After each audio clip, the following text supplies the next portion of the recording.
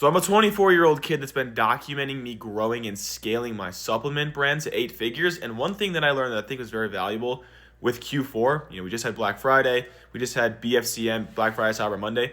The thing that I found interesting that a lot of people won't tell you that, again, I'm documenting this to be as real as possible so you guys can actually see the ins and outs, what's going on, the challenges, failures, all this stuff. And one thing I've noticed is that everyone shills Q4 as Q4 is the time to print, make a ton of money. You're gonna have a 10x ROAS. You're gonna get so rich. The thing that you have to consider that I have now seen firsthand is that if you don't sell a gifting product, Q4 terms don't apply to you the same. If you sell like a supplement, right? So subscription-based businesses, supplement businesses, like typically actually suffer in Q4 because people are so focused on gifting, right? Are you more likely to buy, a toy or a weighted blanket or a hoodie or whatever that you can gift to someone or gift to yourself, I guess, in the holiday spirit? Or are you going to go buy like a health supplement? Like you're probably going to lean into gifting in Q4, especially November, December.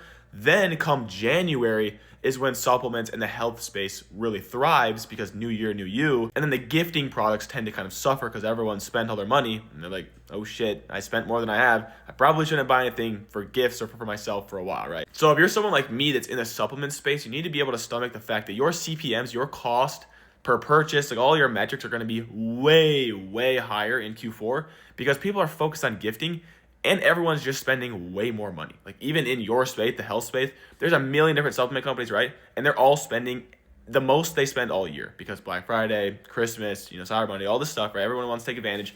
So you need to prepare yourself for the highest CPMs metrics that you're going to see on Facebook, TikTok, all this stuff, right? This isn't me trying to be negative. This is me just telling you in preparation. Like if you think you're going to launch a supplement brand in Q4, you're going to run your first ads for Black Friday and you're going to make $1 million, like it's not going to happen. Unless you have some insane offer or new mechanism, it's just not going to happen, right? So just a reality check from someone who's in it, in the trenches right now, and was just kind of pissed off all week for not doing bigger numbers. I did like 35K.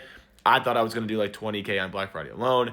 So I was a little bit annoyed. But again, documenting to be real, to be transparent so you guys can see this. And I'm just telling you, if you are getting into like the health space supplements, Q4 is actually more expensive than you think. So you really need to focus on having a fantastic offer, having your creatives really dialed in so that when CPMs go up, you don't get cooked.